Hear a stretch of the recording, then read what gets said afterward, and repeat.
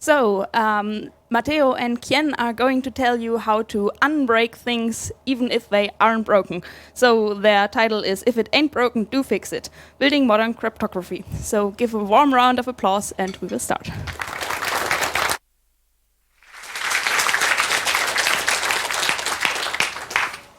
So, hello everybody and welcome to If It Ain't Broken, Do Fix It, a primer on building modern cryptography. Before we start, a few things about me and Kian.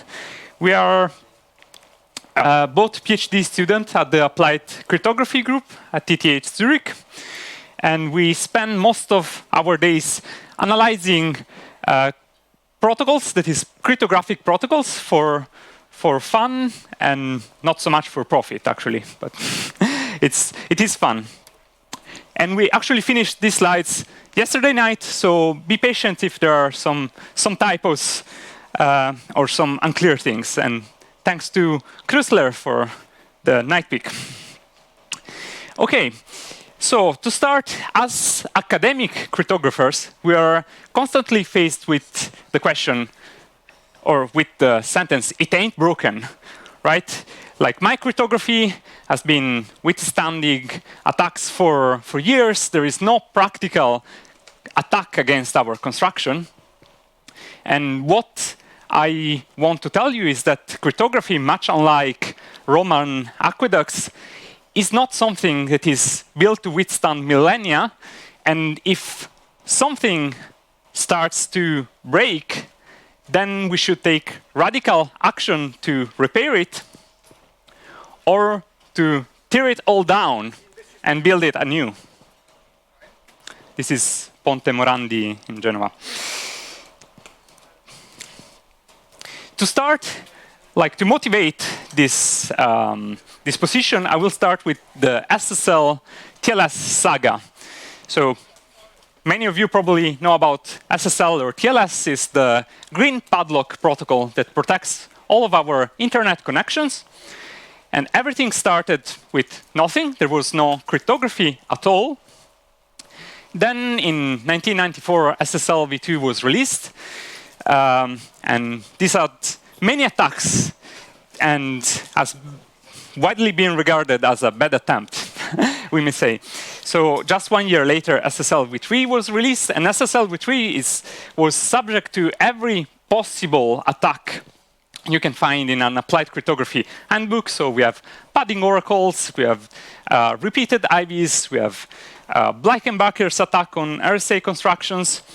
So no surprise, other versions were released, like there was TLS version 1.1, 1.0 in 1999. This created a lot of confusion in the naming of SSL. It's still the same thing, secure socket layer and transport level security, but the name changed, and you will piss cryptographer off if you call it SSL nowadays. The name changed more than 20 years ago. So let's call it TLS from now on. And we keep having bugs and different implementation and cryptography vulnerabilities. In 2008, TLS 1.2 gets released. And that's a bit of a landmark. TLS 1.2 will last from 2008 for 10 years until TLS 1.3 is introduced in 2018. And even if this TLS 1.2 continues to suffer a lot of bugs, a lot of attacks return, including Bleikenbacher on the RSA still present in TLS 1.2, and even padding oracle, and attacks like logjam that target weak Diffie-Hellman groups. And we see a lot of attacks in TLS 1.2, but it keeps surviving because it's the current version we have, and it's also used today, and it's still secure because it's heavily patched, and it uses currently a heavily restricted set of cipherspace. But the real deal comes only at the end of this timeline, and this is TLS 1.3, which was standardized in 2018 and we keep using today. And the reason why I really like TLS 1.3 is that if I now add all the attacks to this slide, it becomes something like this. So we have a lot of red. Every balloon there is one attack on TLS, all the way up to TLS 1.2, and then they stop. So something must have changed with TLS 1.3. And since the history of TLS has been already told many times, I will explain what we can learn from this broken crypto, but not using TLS as an example, using some more recent cryptographic breaks, and then showing what we can learn from the cryptographic breaks. I will start from Mega. You're maybe familiar with Mega as a file sharing application. They also claim to be a secure cloud storage. And it's a secure cloud storage in the sense that it is end-to-end encrypted. So they claim that each user have their keys. Without a user key, nobody can read their files, not even Mega. Now, this work is when you want to create an account on Mega, your browser will generate a cryptographic RSA key, then will encrypt it with your passphrase, like the password that you use to log in into Mega, and only send this encrypted version of your key to the Mega server, which then can store it in a database. So like Mega never sees your actual RSA key. Then when you want to access your files or to upload a new file, you can log in into Mega with your password. You can ask for your keys. Mega will fetch them from the database, send them back to you. And now since you have your own password, you can decrypt this key and use it to encrypt your files with some RSA-based construction. Let's leave it at that. And this looks pretty good, doesn't it? I mean, it's at least at this level of abstraction, this could be secure. This is actually how we would build a secure cloud encrypted storage. But the problem with cryptography often lies in the details. And one thing that Mega committed is using AES ECB mode. It's not really visible now on the slide. This is the key derivation of Mega. So this is how your password is used to derive other keys and then to protect the RSA key that we were talking about before. So that component there, where the blue key is the key I was talking about before. And this is encrypted with AES ECB. Is this a problem? Well, AES ECB is not considered too secure, right? Like because of attacks like the ECB tax penguin, maybe some of you recognize that. If you encrypt two plaintext blocks with the same key using AES ECB, you will have the same ciphertext output. But this is not really a problem in this case because we are encrypting high entropy material, such as a key. So there could be nothing wrong about this. In fact, let's take this example plaintext, hello CCC people, I encrypt it with ECB and obtain some garbage that nobody of you could decipher unless I give you the key to decrypt it and go back to hello CCC people. ECB also has an interesting property. Being applied to only one block, it's essentially like just applying the AES encryption operation on a single block. So if you change any single byte of the ciphertext, the result will be completely scrambled. Okay? So in AES ECB, if I change one byte of the input block, in this case, the entire output block will change. So this is still looking pretty good for us. It means that unless something very strange happens, Mega can still not see our keys, our secret protected RSA keys. But this is actually the root of one vulnerability that was found in Mega. So let's say that you register your RSA key with Mega, you store it, all fine. I'm just substituting the blue key with the actual piece of cryptography that is inside. And now you go to login. You ask for your keys, but instead of giving you your keys, Mega gives you something else, like some ciphertext that they have tampered with. Now we know by ECB encryption that this will decrypt to garbage. And the problem now here is that the user cannot really tell this garbage from their RSA keys. So when the user receives this block of garbage, they will think, oh, this looks legit. Let's use it for some RSA operation. They will try to encrypt a file and then maybe fail or maybe succeed. But this operation, like this using garbage for RSA encryption, can and will leak something to the adversary about your key. So it's March 24, 2022, just last year. And one paper from our research group comes out. Mega malleable encryption goes awry. You will notice that academic cryptographers like dramatic titles. So, but the attack presented in this paper are actually very interesting. And in particular, we proved that with just 512 login attempts to Mega, Mega could recover your entire private key.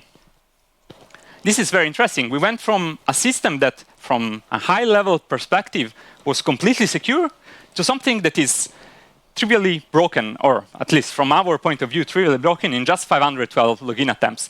Mega did fix this vulnerability, but they commented about the 512 number being an impractical number of login attempts for a standard Mega user.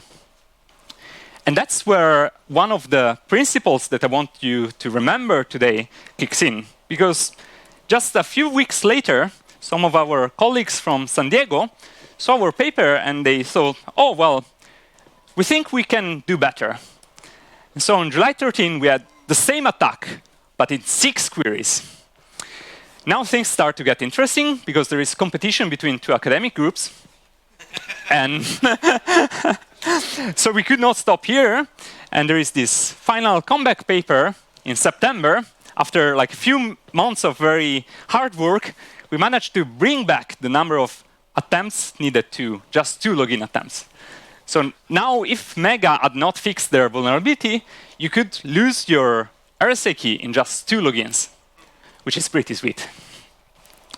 So first thing to remember from today is do fix it, even if it ain't broken yet, because attacks only get better. If you have an attack, it will not disappear. It cannot get worse over time. It can only get better. Maybe it will stay the same. Maybe it will keep being secure for a decade or so, but then you will get eventually a better attack. Staying on Mega, what we just saw, this capability of the server to change your key with something else, is called by a cryptographer a key overwriting attack, or for friends, KO. And I really want to show you another KO attack, this time against PGP, our beloved pretty good privacy. So the setting is as usual, except that the colors are not the gender norm ones. Alice and Bob both have PGP keys, want to exchange some secret message. So Alice writes her message, uses some PGP implementation, such as GNU-PG, to encrypt it with Bob's key. And now we have a PGP encrypted messages that can be sent out over the wire or over pigeons or whatever. Doesn't matter, because whoever intercepts this message would not be able to read it. Then Bob receives the message, uses the same or maybe another implementation to decrypt it, and can retrieve the plain text. All good so far. We have 2 users, 2 keys, and this would actually be pretty secure, pretty hard to break in this current restricted setting.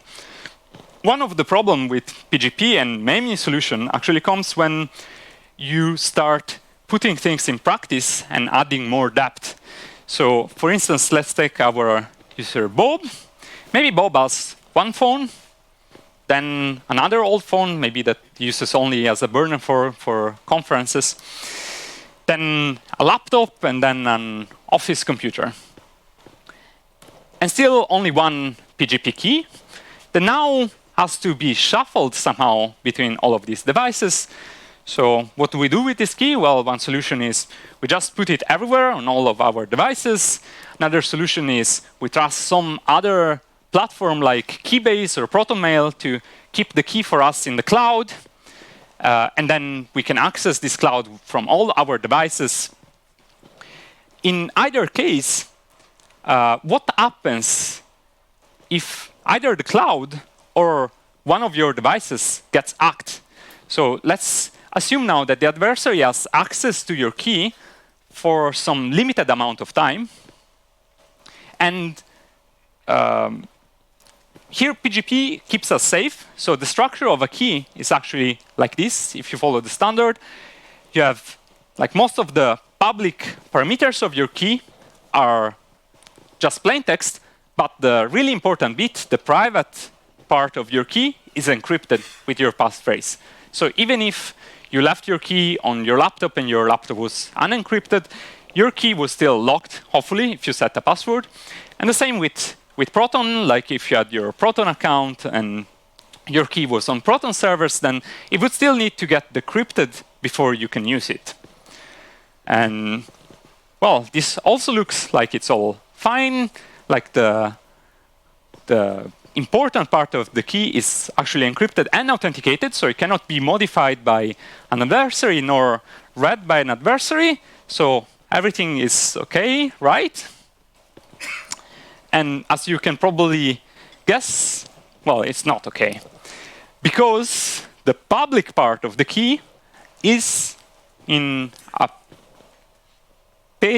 space of unprotected, unencrypted plain text, which means that not only the adversary can read it, this is okay in our public key setting, but the adversary can also modify it. And this leads us to more key overwriting attacks. The adversary changes that public part of the key and make it a PGP key, quote unquote, which is maybe no longer a correct key for public key operation, but still looks like a correct key to an unaware client, unless they do some very expensive verification of the key.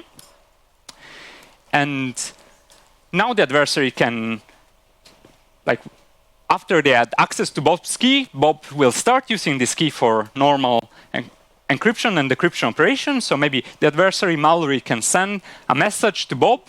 Bob will attempt to use the key to decrypt this message and get an error, which then will be communicated to malware, or maybe get no error, which then will be communicated to malware, maybe by hitting, simply replying to an email if it was an email, or if it's some other interactive system in some automated fashion.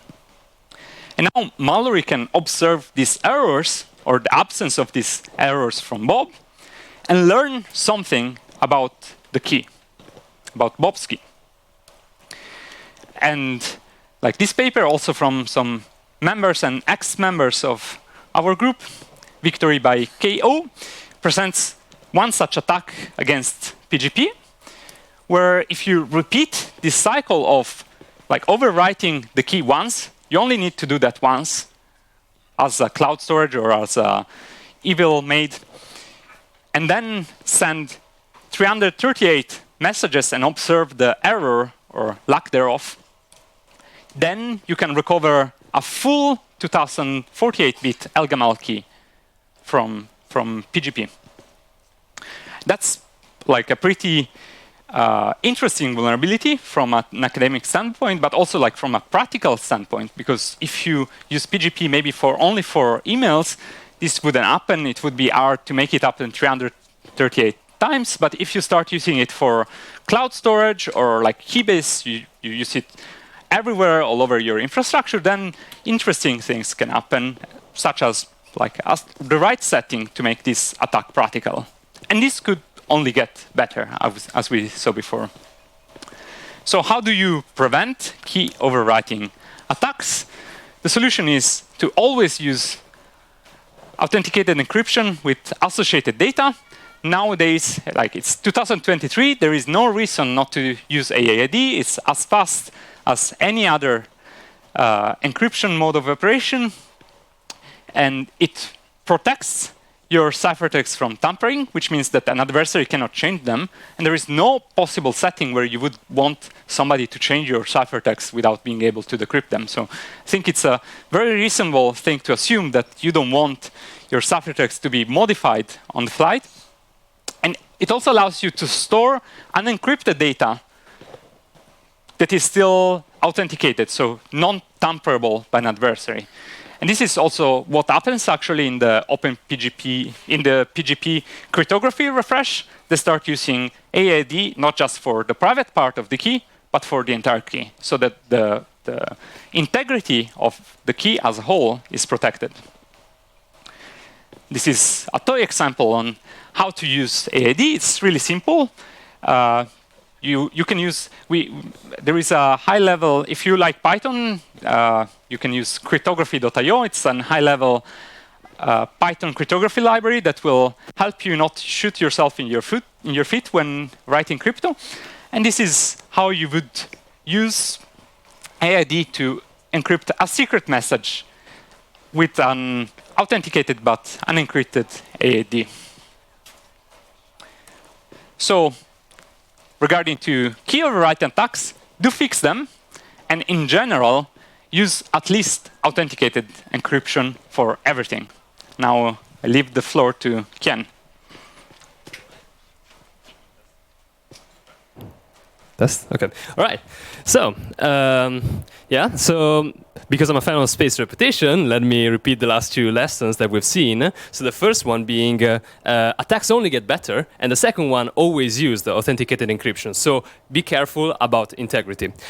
What I'm going to show you is now a set of other lessons that we want to present, and they sort of come from the following two papers.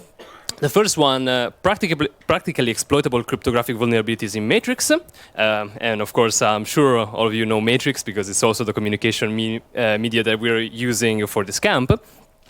And the other paper being 3 lessons from Threema, analysis of a secure messenger, and this also comes from our group. Now, one thing that is in common between these two attack papers is the fact that they sort of are a complicated system which comprises of the interaction of multiple protocols, and in particular you have to be very careful when you're using some cryptographic material across different protocols. In particular, if you have different protocols which use the same cryptographic material, what I'm saying is that, for example, you have the same signing keys, you have the same encryption keys that you use across protocols, right? Then you could incur into some pitfalls. And in particular, if you are using the same key in the same way, then that means that you could take a message from one protocol and then use it in another protocol. Sure, then what does this mean? Let me make you an example. So we have on the left the so-called pizza protocol, and Alice is talking to the chef, and the chef has a key.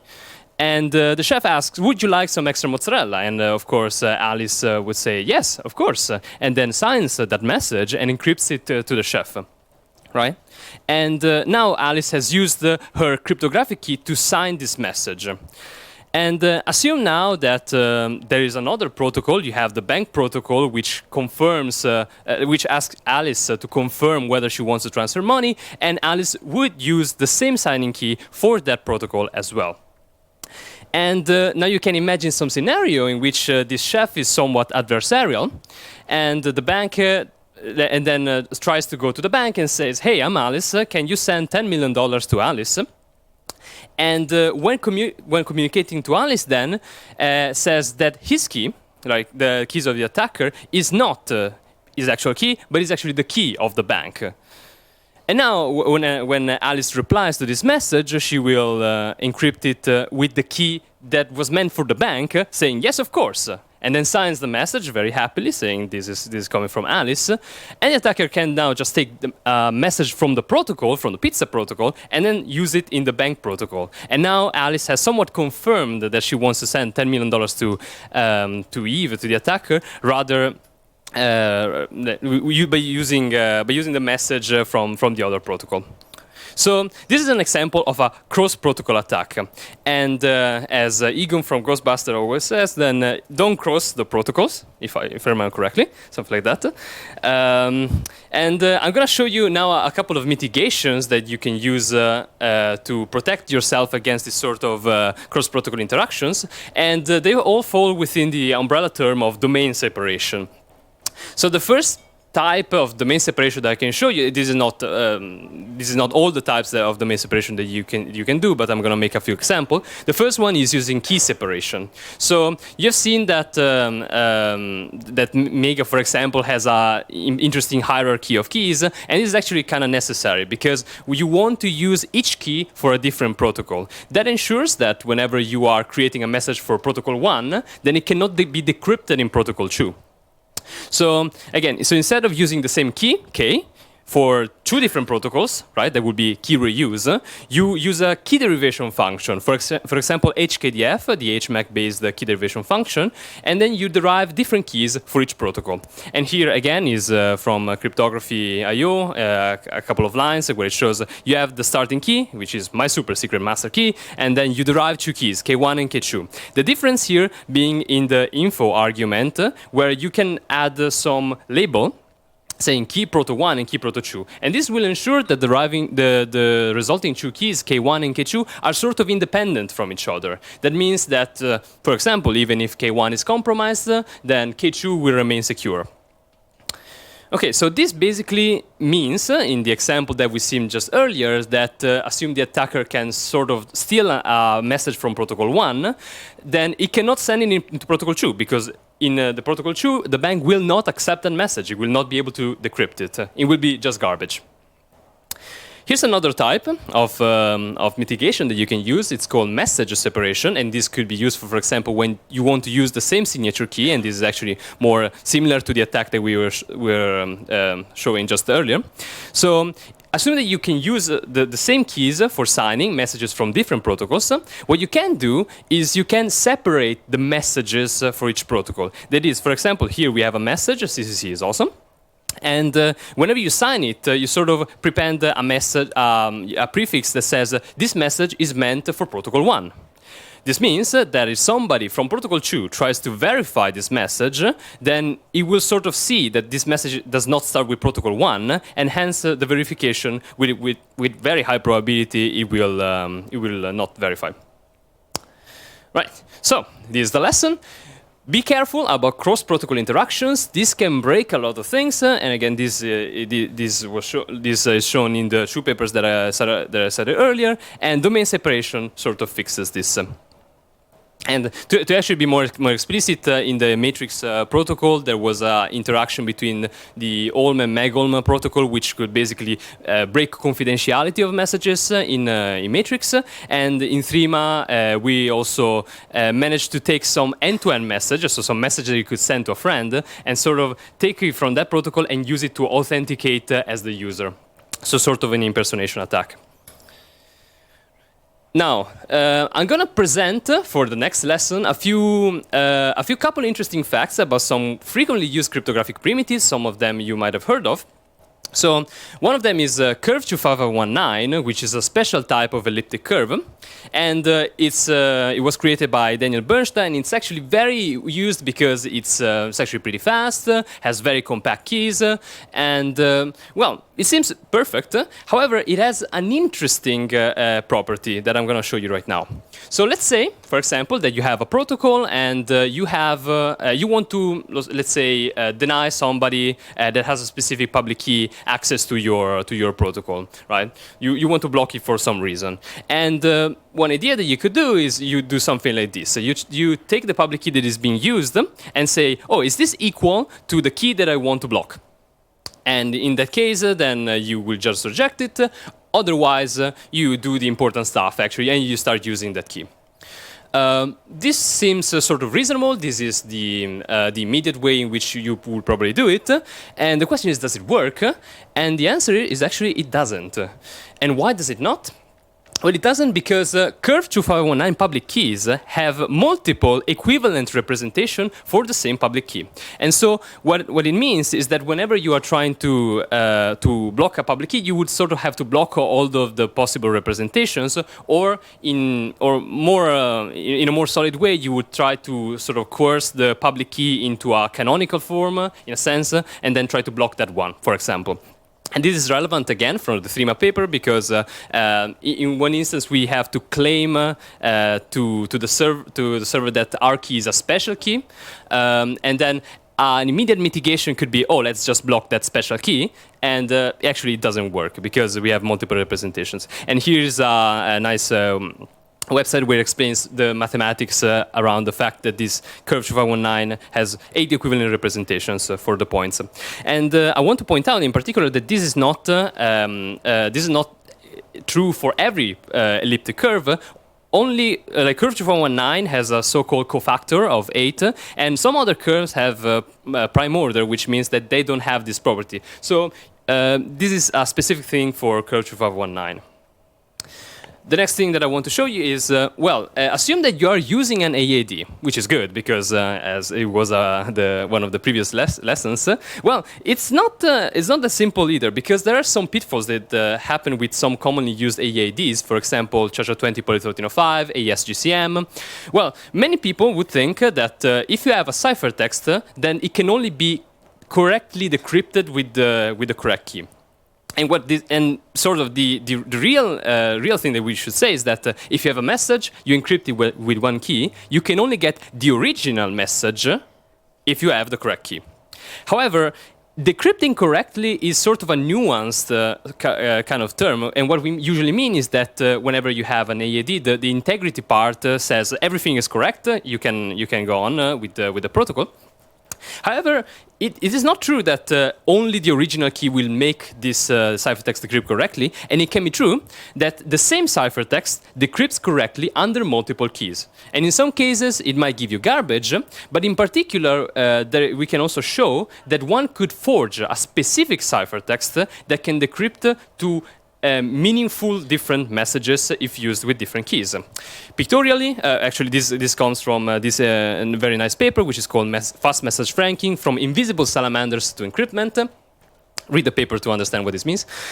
So let's say you take a message that has been encrypted, and you use the first key and you get one kind of message, and then you use a different key, then you get a completely different but still meaningful message, and you can do so with multiple of them. And this is actually pretty interesting because let's say that you have, this actually comes up in some group messaging applications where let's say that you send an encrypted version of, let's say, an image to an entire group, and then you send the keys to the specific people. Then you could think of a scenario in which you are sending different keys to different people. And let's say that I want to pull a prank on one of my friends, that I would send the keys that decrypt to a completely safe image to most of my friends, and then to a specific friend that I want to prank, I would send him a specific key that would, I don't know, send some random, maybe disturbing image, let's say. And then you could sort of use it for some evil purposes, let's say. So in general, what I want to say about these two previous case studies is that the primitives are actually quite subtle, right? And you sort of have to know them. You sort of have to know the tools that you are actually using, because they have different properties, and some of them can be actually dangerous for your protocol. So do get to know what your primitives provide, but especially what they don't provide. For example, in the previous one, you are not guaranteed that a ciphertext will decrypt correctly only with the original key. Now, the next lesson I want to talk about is about Bridgefy, and Bridgefy is a peer-to-peer messaging application. I'm not going to go into the details, but the important point that I want to say, first of all, again, this comes from members of our group, is that maybe one could think, Right, so I'm not very good at developing cryptography, so I'm just going to take a cryptographic library, maybe a cryptographic protocol entirely, and I'm going to slap it on top of my protocol so that it's secure. Well, the Bridgefy case study tells us that in reality this is not true.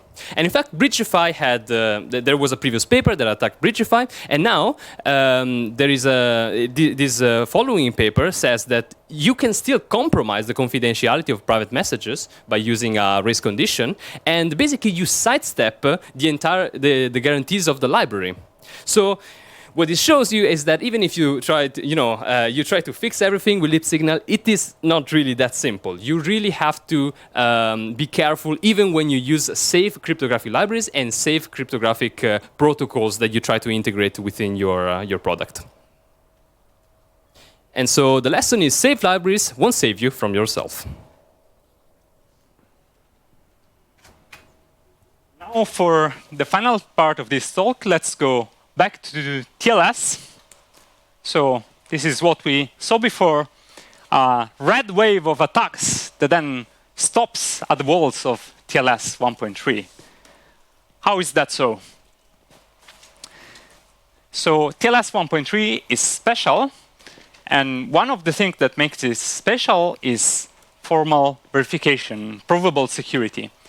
When TLS 1.3 was published, there were some formal proofs of its correctness and of its security, and this provable security approach will catch most, if not all, of the gotchas that we presented before. So if you have lack of key committing or lack of authenticated encryption or key reuse because keys are not separated, then provable security will catch this for you.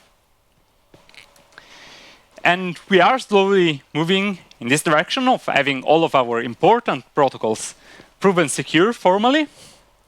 So Signal has multiple analysis of security, so does WireGuard, Metrics, and as of a few weeks ago, Threema's IBEX forward security protocol.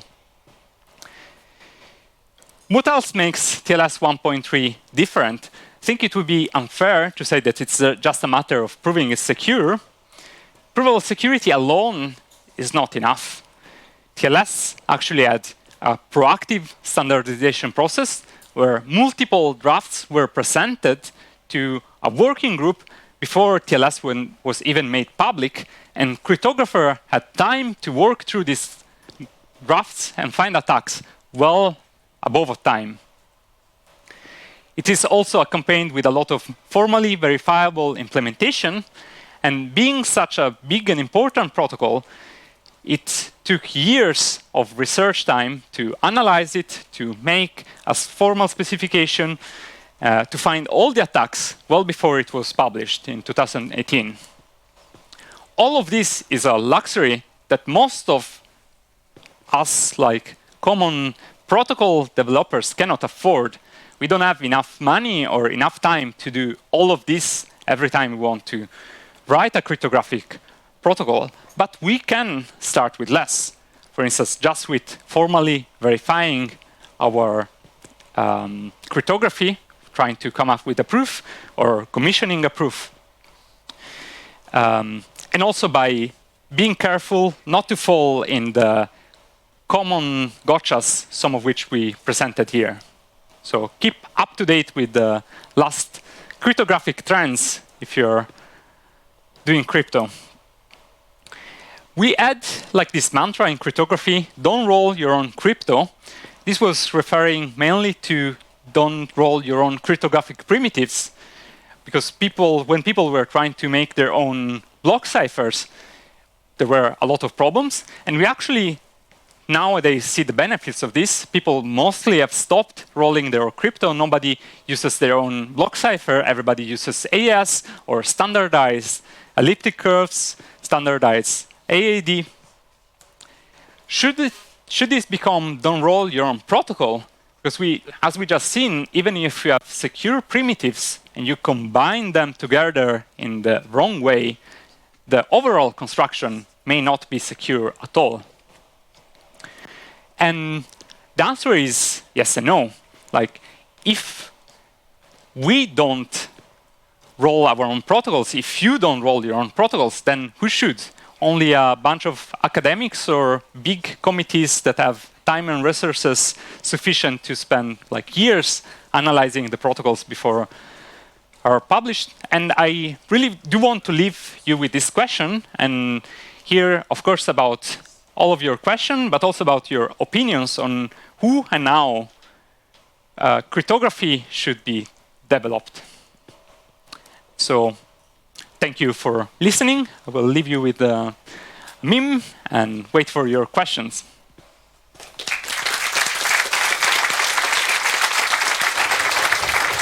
Thank you very much. We do have about 4 minutes left for questions until we need to close down the talk. So if you have any questions, please line up in the middle by this near this nice angel, and we have the first question. So go on. Test. Yeah. Going back to the key overwriting attack, I was wondering if you can only have one bit of information, either that decrypts to a correct key or it doesn't. How can you get more out of it? Obviously, I'm missing something. So it depends a lot on which key, which protocol you're attacking. So you could only get one key. Like usually, the output is either an error message or decryption successful. So like this is by itself one bit of information, 0 and 1. How you get more? It could be that like each bit of information that you get is a sieve. So like you're actually doing like split and search. So you can do this in logarithmic time. Or it could be that you only need to recover part of the key, and then for the rest you run like a exhaustive attack or some lattice attack. Okay, I think we have time for one more. Hello, so I have a question about the Mega attack on their encryption. So the password, the key is derived from the password, but how does the login process work? Because if I remember correctly, with most password hashing solutions that store the key server side, you need to send the plaintext login password over there, so they could theoretically use that to derive it themselves. So if I remember correctly, I don't know for sure, but the most reasonable way to do this would be take your passphrase, use it to derive one cryptographic key, and then derive 2 keys from this main key. One you send to the server, and the other you use for encryption. So even if the server knows this key, it cannot walk back through, like the KDFs are not invertible, so they still cannot know your main hash. Okay, thank you very much. And if there are any more questions, I'm sure Kien Matteo will be available afterwards. So please give a warm round of applause for this great talk.